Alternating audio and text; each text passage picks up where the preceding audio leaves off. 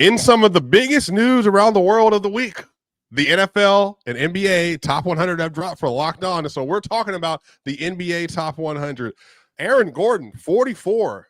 Could he be higher? Is there a forward around his area that he might actually be better than going forward? Don't talk about all that. We're talking about Christian Braun. He came in at 91, but does he deserve to be there? And is there a bench player on the Denver Nuggets that can make this list next year?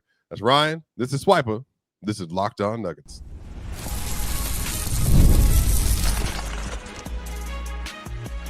You are Locked On Nuggets, your daily Denver Nuggets podcast. Part of the Locked On Podcast Network, your team every day. Big news. What's going on, y'all? Welcome to Locked On Nuggets. This is your daily Denver Nuggets show. We are here with you today. We decided to just, take a little bit of day off yesterday just to let everything kind of settle. I know nothing's more important than the NBA top 100. And we wanted to give you an opportunity to let the impact of Jokic being at one for another season sink in. Y'all, this is going to be a great episode. That is one of my friends and co-host, Ryan Blackburn. We're here to have a great time to talk about this Denver Nuggets team. That looks great during the Rico Hines run. I can't wait to talk about that, y'all. But this episode is brought to you by Monarch Money. Take control of your finances with Monarch Money. Use code LOCKEDONNBA at monarchmoney.com for 50% off your first year. Yo, Ryan, how are you doing today, my friend? And I'm better than I've been the last couple days. Although my back seized up a little bit before the show. We gotta keep stepping out there. I'm gonna go play some pickleball later, so try to get on the feet a little bit and get active. So very excited for it, and I'm looking forward to just getting away from the computer screen a little bit. No, man, shout out, man. I appreciate W computer screen, W Twitter, W News. So a lot of great things that are happening right now around the NBA.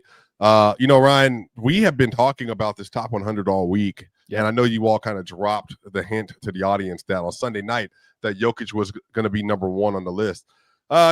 Do you still feel comfortable about that? Do you feel like that's like a definitive number one for where Jokic is? I do. I will say, just kind of the way that things finished up for Serbia, I did want to be able to talk about hey, he does have weaknesses, and I'm at least a little bit concerned about his mobility going into this particular season and whether he's going to be able to be at peak speed and peak form, because what makes him the best version of himself is the endurance, is the capability to, even when he's playing 36, 37 minutes a night, to be able to finish those games and finish the seasons really well. So a little bit worried about that in some ways, and a little bit worried about the defense in some ways, because it's going to be very important for him to close out and make the extra rotations defensively if this team wants to do what they think they're capable of. Other than that, he is so clearly the best offensive player in the world that I don't think it's really a contest. Yeah, I think Jokic, I actually think he played some good defensive games. I think that Finland game was a mix of Finland couldn't miss from three. Even Turkey, they made 61% of their threes that game. That's really what Eurobasket was, y'all. I don't know if you got a chance to watch everything, but we just saw Greece get absolutely manhandled by Turkey. And then we saw Finland get absolutely dismantled by Germany. And if you look at the games leading into today, it's about offensive rebounding. Can you secure the boards? And on the other end, can you make your three-pointers? And that really is such a big deal in a 40-minute sample size, single-game elimination tournament.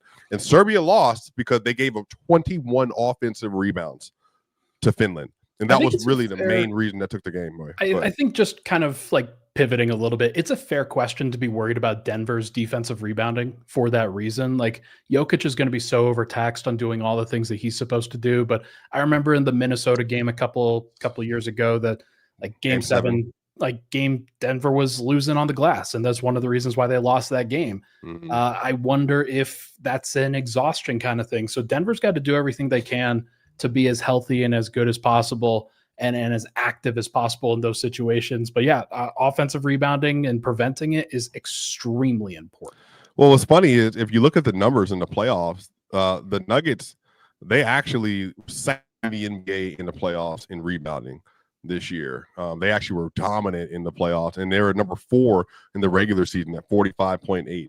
So they've considered been one of the better, but I think the next adjustment for Denver is the weak side rebounding. the after rotation, Jokic is at the level. There's a shot made from the corner. If Jokic isn't there, can Aaron Gordon, Cam Johnson? But I actually think this is a sneaky great addition while Bruce Brown's going to be important here. Could you lose Russell Westbrook to do a lot of that? But Bruce is also another really good rebounding guard. I think Jamal needs to get those rebounding numbers up to about 4.5, 5. That would be great. Do more work on the boards. But I think that Cam Johnson and Aaron Gordon especially is going to be important. But also Jonas Valanciunas, who I haven't seen you since he last played. Ryan, he had 25 points and 12 rebounds. Greece, and he looked really good in that game. I do think that there's at least a little bit of, again, kind of concerns with Jokic. I have concerns with Valanciunas about that overall level of mobility when it comes to the defensive end. But if you're just looking at, hey, interior presence, rebounding, physicality, setting screens, things like that, you already know that Valanciunas is capable of doing just that. And so it's exciting to think about that Denver's going to have an identity for 48 minutes, and that can extend with Valanciunas, hopefully a little bit better than it did with Dario Saric last year and DeAndre Jordan last year. So I'm looking forward to it. We should definitely pivot to Aaron Gordon, though, who's, I think, like one of those guys that I was surprised that he came in at 44 on this list, man. I'm not going to lie. I'm going to throw the list up on the screen for everybody, or at least kind of this section here. Scotty Barnes at 41, Jalen Johnson at 42, kind of an underrated young guy. Julius Randle at 43, Aaron Gordon at 44, OG Anunoby at 45, Desmond Bane at 46, Zion at 47, LaMelo Ball at 48, Amen Thompson 49, Tyler Hero 50. So you've got some of those forwards right in a row, and I was shocked about that when it came to be. I think that there's so much there that Aaron Gordon has proven and was able to prove in the playoffs. He didn't have a great regular season other than the 3-point shooting, I'll say, but I think that was one of the big reasons, and the clutch playmaking and the clutch scoring that he had that was able to kind of push through and show through that he deserves to be in a placement on that list. Were you surprised to see him at 44? Yeah. So when I'm looking at this list and I'm looking at Zion Williamson, I mean, he's just entirely too low. Even just with the game played, there's just no way to put him in the 40s. He's too impactful of a player. I also had Amen Thompson really high. I think Amen Thompson was clearly one of the 5 best defenders in the sport. He had some really good moments in the regular season. I especially remember the game winner that he made over the Boston Celtics and Jaylen Brown. And then in the playoffs, he had some really good moments as well. His offense is obviously holding him back. AG, I think this is a little bit of revisionist history on Aaron Gordon, Ryan, just because in the regular season, he only played 51 games, and his defense was the worst it's been since he's been in Denver. And there are a lot of concerns about the Nuggets, from me, especially going into the playoffs, because I was wondering, Ryan, are they going to be able to show any level of defense, which is why I thought they would lose to the Clippers, because they just didn't have their really most important defender that was actually able to do the job. And in the playoffs, the whole team took a different approach defensively. Everybody committed to playing defense in the playoffs. And I think AG had a spectacular playoff run. He had the game winner, obviously, versus the Clippers on the dunk. He had the game winner versus OKC. He had the tie-up 3 versus in game 3 versus OKC from the corner. So he had some really big moments, including the dunk on Chet Holmgren in game 1.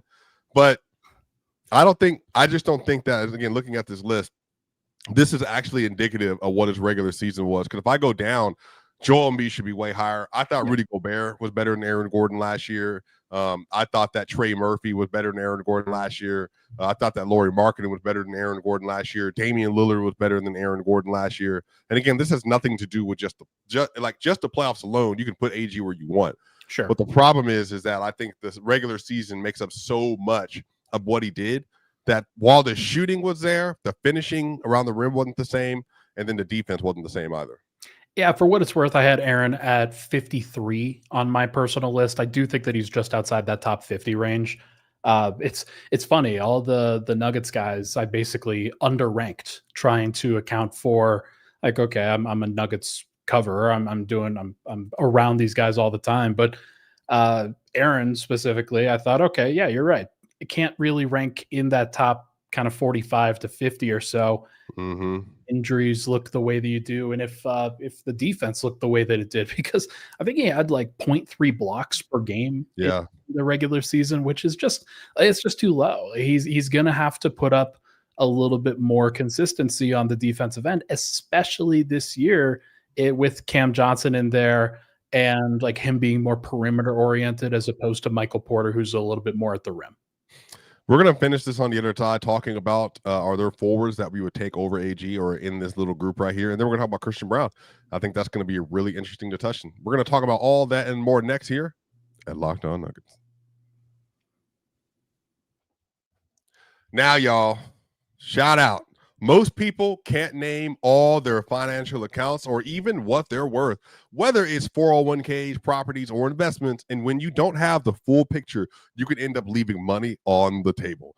That's why there is Monarch Money. It's an all-in-one personal finance tool that brings your entire financial life together in one clean, easy-to-use interface on your laptop or on your phone. Now, Monarch is built for people with busy lives. If you put off organizing your finances, Monarch is for you. Monarch does the heavy lifting for you. You can link all of your accounts in minutes, see clear date visuals and data visuals, get smart categorization on your spending, and finally feel in control of your money. Now, without ever touching a spreadsheet. Now, one of the things that I love about Monarch, y'all, it will tell you what exactly your money is going to in your subscriptions. And I was paying an absurd amount of money to the Washington Post one time. And because of them, I was able to save $37 a month by them alerting me and then being able to help me to get that subscription off of my books. So y'all, don't let financial opportunities slip through the cracks. Use code LOCKEDONNBA at monarchmoney.com in your browser for half off your first year. That's 50% off your first year at monarchmoney.com with code LOCKEDONNBA. We'll be right back for more here at Locked On Nuggets. We're back here for segment 2 of Locked On Nuggets. This is your host, Swipa with Ryan Blackburn. Y'all, make sure if you're watching this on YouTube, give us a like, share, and subscribe. We're on the way to 15,000 subscribers this year. Also, make sure you give us a 5-star review on Apple, iTunes, or Spotify. That way more and more people can listen to the great content being made here at Locked On Nuggets. Shout out to y'all. Thank y'all so much for being here today. So, Ryan, when we're looking at this list, is there a player that is ranked on this list that you would take before you would take Aaron Gordon, or are there several? Yeah, I mean, I think I would take Scotty Barnes. I rank Scotty at 44 on my personal list. Larry Markkanen are ranked at 46. He actually showed up at 55 on this one, the main one, which I thought was surprising. Is Amen Thompson a power forward to you? He's going to start at shooting guard for Houston, I got to imagine, on this upcoming season, with Kevin Durant at the 3 and then Jabari Smith Jr. at the 4 in all likelihood. But I think I ranked Julius Randle at 48. I ranked OG Anunoby at 54, Jalen Johnson at 55. So they're all pretty close. Like, they are in this range for a reason. But Zion Williamson is the one that, if he's healthy, like he ranks 35 for me. Like, that's one that you're going to want over basically everybody else. But I think that there's at least an argument, and this is kind of where I think maybe we talk about the Rico Hines runs a little bit. Aaron Gordon and the Nuggets are looking pretty good over there, man. They all the reports are that they're playing together. There's been a lot of runs where basically the entire Nuggets team, outside of Jokic and Valanciunas, who have been overseas, basically everybody has been raving about Aaron Gordon and the way that he has played. So if he's making buckets, if he's like looking healthy and playing with athleticism, maybe this could be his best season ever. Well, I think that he needs to get back to the defense of 2023-24. That's probably the most important thing. The shooting holds out. The fadeaways hold out. Yeah. The touch holds out, plus the defense. Then, yeah, we're having a whole different discussion about Aaron Gordon, like we were in 23-24 when everybody was like, well, who should be the second All-Star for Denver? When Jamal started slow and then AG was playing phenomenal, and that was Ryan Blackburn pushing that agenda disgustingly, of course. I think that AG is on his way to maybe having the best if the defense gets back there. But what I love, Ryan, is the versatility that the Nuggets have now. You know who looks great also in those runs is Deron Holmes. Ooh. Deron's, his athleticism, his speed, his size. Now, Ryan, if I told you you lose Porter, Cam Johnson is still a 5-6 rebound a game guy. He's not, doesn't have the same level of Porter to get 13 rebounds in the NBA Finals game or anything like that. Sure. But Jokic, Gordon, Foul, and then having Deron Holmes, and those are your 4 main big rebounders. I mean, I honestly could say that's in terms of just front court, that's a top 3-5 rebounding front court in the NBA from 1 through 4. And I think that should really aid them a lot. And the reason I'm saying that, if you go through the rest of the league, I think you're looking at the Houston Rockets. Obviously they got Şengün, Capella, and Steven Adams, and then Amin Thompson. You want to add in there. Jabari is a good rebounder, but not anything spectacular. The Thunder, good rebounding, Hartenstein, but Chet's not like an insane rebounder, but he's a good rebounder. And then have Jalen Williams off the bench, obviously, as well. And then if you're looking, but they do game rebound with their guards and all that kind of stuff as well. Sure. But even if you're looking at Cleveland, Jared Allen, Evan Mobley, but you get after that, it gets a little bit we don't know who's back there. But then you look at the Magic just got Franz is 6'10", Paolo 6'10", Mo Wagner's back next year, Wendell Carter Jr., Jonathan Isaac. They just have a lot of guys. Goga, you're one of your favorites, is there. I think the Nuggets are going to be a really good rebounding team, and I think that Aaron Gordon, he should be a big part of that next year. Yeah, he wasn't this past year, and a lot of that was to do with the injuries. He definitely has to be better. Another guy who does contribute to the rebounding a little bit is Christian Braun, although he's on the ball a lot in a lot of those situations away from the rim. So he's going to have to step up as well and continue to get as good on the glass as he possibly can. I'm not sure if I would go as far to say that Denver's a top 5 they're gonna be a top 5 rebounding team, especially without Porter there. They've been a top 5 rebounding team with the last 3 years, I think. I mean, offensive rebounding last year, I see Basketball Reference has them at 7th. It's an estimate. I want to point that out, but they have them at defensive rebounding rate is 17th. So they're pretty average on that end. And it's just a detail thing. It's one of those things that when you are tired, when you're playing 36 minutes a night for Jokic, obviously when he went off the floor, a lot of the time the rebounding was even worse, or at least you're playing a lot of guys that need to step up. Peyton Watson needs to step up in that regard. Is he playing up a position into this year, or is he playing 4 again, you think? Well, I mean, I think if you're going to it depends on how much Deron is going to play. I'm actually talking about this on Mile High Sports right now, that I think Deron's going to be your 11th man and your 10th man is going to be Julian Strawther. And somewhere in that 9th to 8th man is also going to be Tim Hardaway.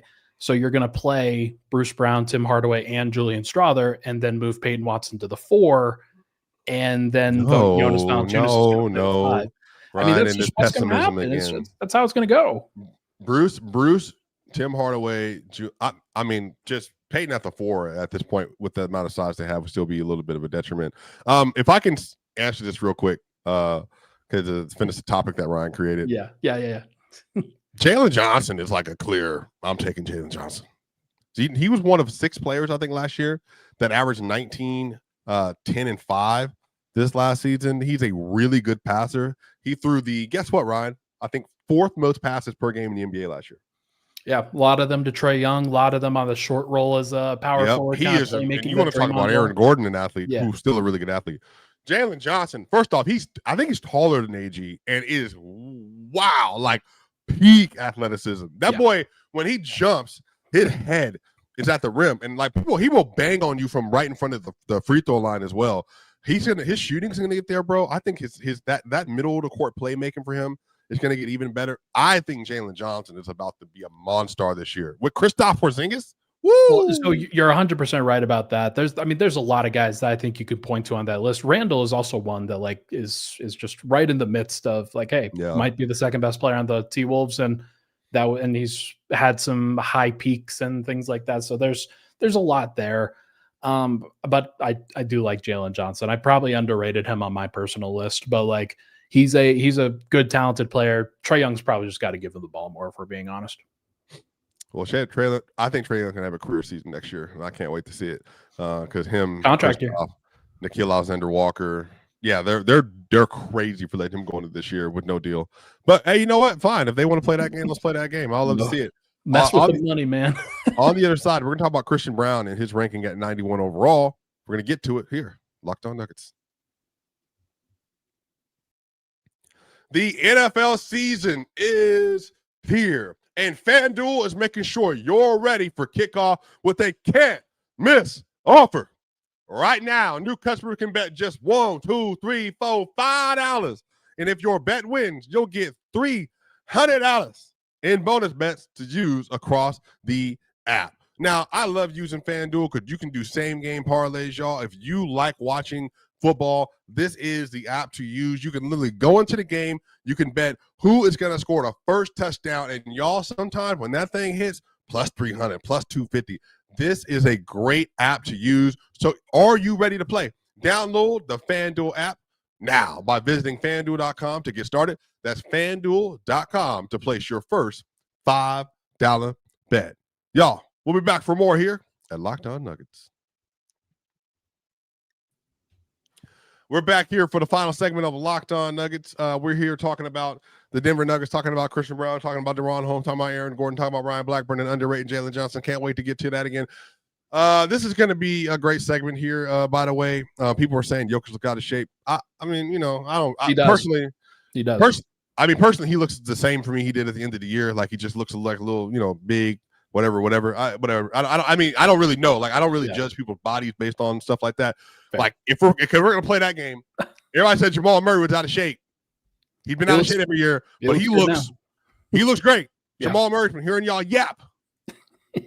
A lot of yapping, body watching, pocket watching, and Jamal looks great. He's been everywhere. He's been in Rico Hines. He's been at the runs. He's been here. We got pictures of him yesterday. Yeah, whatever, the Nuggets facility. There's even stuff today that the Nuggets posted about. So I'm not sure if that was from yesterday or today, but he looks great. He looks like he's all locked in and ready to go, and I'm excited to watch that. Who's worked harder this summer, Ryan Blackburn or Jamal Murray? Jamal Murray. No question about it. I am trying, but like we're let's not compare the professional athletes. Okay. I will say I've worked harder than a lot of NBA athletes this summer. You've been hey do this again for me. You've been not twice in the show. Y'all looking pretty good. Link in bio. All right, y'all. Let's get to it. So we got Christian Braun ranked at 91 on this list. Ryan Blackburn, can I get your initial thoughts on this spot? It's a perfect spot for Christian Braun. You want to know why? Because I had Christian Braun at 92 on my personal list, and I think it's great. I think that he is above the tier of kind of the, hey, your inefficient stars like Jalen Green, who we're not sure if he drives winning that much. Nikola Vucevic, I think same thing. CJ McCollum, same thing. Like these guys, they're going to score a lot of points. Anthony Simons, they're going to put up a lot of numbers, but are they going to impact winning? I think is a very fair question. He's ahead of the 6-man guys like Peyton Pritchard, Nickeil Alexander-Walker. He plays the role a little bit better than Toumani Camara, who's fantastic for the Blazers and deserves to be on this list, I think. But I'm pretty impressed with Christian. I think he looks really good, and I think that this is going to be like this upcoming season for him is going to be really interesting. Second year as a starter for the Nuggets, and if they can agree to a contract extension with him. Whoa. Actually, let me ask you a question. Good brother, sir. There was another non-melanated brother that just signed a contract for the Chicago Bulls, $25 million a year. Does the new market, Cam Thomas, Jonathan Kuminga, and then with Josh Giddey, does that change the perspective on the Christian Braun contract for Denver, given that Denver needs to have more people that's paying underneath $25 million, and Josh Giddey, who I think is a better player than Christian Braun, is getting paid more, $25 million a year. Well, let's see if we could find Josh Giddey on this list. 51 to 60. Okay, he's not there. No, we're not doing that. We're 61 to 70. He's not there. We're ball knowers. 71 to 80. Not sure if he's there. 81 to 90. Oh, there he is. He's at 83. Okay, so you're pretty close. You're pretty close on that front. And Josh Hart's making 20. Josh Hart's making $20 million a year, and Herb Jones is making around what 20? Is it 20? Is it 20 this year or something like that? Herb Jones is making he got a $22 million extension. Yep. Bradley Beal, obviously, that's a weird situation. I don't think that really counts. Aaron Nesmith's on a steal of a deal. Naz Reid got a $25 million extension, I'm pretty sure, or somewhere pretty close. I think it was like a 5-year, 125. Emmanuel Quickley's at $30 million a year on his deal. So if you're asking me, like, what does Christian Braun, like, what is he worth? It's probably just under that Josh Giddey number. Like he made about $25 million a year on that deal. Christian Braun probably in that $22 million, $23 million range would be my expectation for him. I basically was a little bit surprised at how much these restricted free agents have gotten squeezed. Like Cam Thomas he's had to sign for the QA or the QO. And Jonathan Kuminga hasn't signed yet at all. I think in years past, Josh Giddey, he was demanding $30 million a year. He would have gotten it. They had to settle for 25, and that's I think a pretty reasonable compromise for. I think the Bulls wanted to sign him for 20. He wanted to sign for 30, so they got 25. Ooh. Christian Braun about 22, 23. I think makes sense. Okay, that's interesting, Ryan. Let's see if you can take your bias hat off real quick. Okay, good brother. Good brother. Do you know who Andrew Nembhard is? I do. He's a pretty solid sixth man / fifth man for the Indiana Pacers. There are times where he was coming off the bench. You mean their third best player in the NBA Finals? My gosh, that dude was great. He's a lot of fun. Did you know that he had signed a deal early? By the way, did you know he had signed a deal? I did, and so his situation is a little bit different from some of these guys because he was the 31st overall so pick, second round pick, and he could sign earlier. Yeah, and so that screws up kind of the contract amount and the contract dollars because there is a certain level that he like a max that he could get to, and so I'm not sure whether that's a great approximation, but he's about the same player or so. Well, problem is, I think he's a good bit better than Christian Braun. I think he's going to be an all-star close to next year. I think he's whatever Christian Braun is, an on-ball defender. Nembhard is not far away and or better. I think Nembhard is arguably better than Christian Braun. That's an on-ball defender. Nembhard is a much better offensive player. I think the offensive creation, the kick and drive, all that stuff. Right now, Nembhard, again, this is me. I'm pretending to be the Nuggets. So call me John Wallace, right? I'm saying that in this situation, 18 mil this upcoming year for Nembhard, 19.5 the next year, and then 20.9 the next season. And then Josh Giddey just got 25. Herb Jones is making 22, I believe, the number that I just was just able to find. Yeah, he was in at around 70 on the list or so. Yeah, 20, 22, 24 is his number. Yeah. I don't think Christian should be getting anywhere over. I'm talking about he should be in between 19 to 21. I would say like I would feel comfortable with that, given where the market is for players around his years and caliber. You and I had been talking about that Josh Hart contract. That's a pretty good approximation for where he should be, which was, I think, 4 years, 80. So there's definitely something to that. Wherever he does end up, I just think that, again, you're paying for his prime. You're getting him into a situation where you know he fits perfectly in between Jokic, Murray, Gordon, Cam Johnson. Like, this is a really good fit. So if Denver can get him on a slight discount for signing him to this contract, I think maybe does he fit more perfect than somebody like Nembhard would? He's bigger, and I do think that does matter when you're talking about like as a cutter for Jokic, as somebody who is going to take on some of those bigger defensive assignments on the wing. Because remember, like Aaron Gordon's not going to take all of those. Like you want somebody like a Christian Braun to take on Luka Doncic every now and then. I mean, Andrew's 6'5". He's slight though. Like he's a skinnier guy. He's not but he was boxing SGA, boxing Mitchell. Yeah. He guarded Giannis at times. Like, I'm talking about like when you got to be the low man. Hey, on those you don't have to sell me on Nembhard. Like I think he's great. I really bro. do. I just think that, again, 31st overall pick, second round contract, definitely a different situation in terms of the amount of money that he was getting. Yeah, I think 90s were fair. I had so many of the Players' Choice community, whoever knows I love, tell me Westbrook's better than Christian Braun last year, and I was just like, I don't know how to tell you this. Like, I can't say this enough that no, he was not. Like Christian's, he doesn't have the ceiling because of the playmaking and like scoring stuff consistently, but Christian was really good in Game 7 with Jokic. Like Christian was a part of the reason why they were like winning the game at first, and then Murray was the one that was kind of nowhere to be seen. But it was just they had 3 healthy players, and those were 3 of them. So that's not their fault. I don't even blame them for what happened in that situation. Yeah, tough. I mean, they hit their ceiling, man. This was not a really viable thing for them to do to actually beat the OKC Thunder last year when it was their year. Like it was OKC's year. It's fine. Like this is a different situation this year with Denver a little bit more reinforced. Before we get out of here, you got something? Well, yeah, I wanted to clarify for someone that said he's 6'2". Nembhard is measured at with shoes on 6'5" with a 6'5.75" wingspan. Without shoes, he's 6'4.5". This is from his draft day profile. His brother is short. He's 6 feet tall, but Nembhard is a big guard. And I think if you watch him in SGA and Murray stand together, they're all relatively the same height.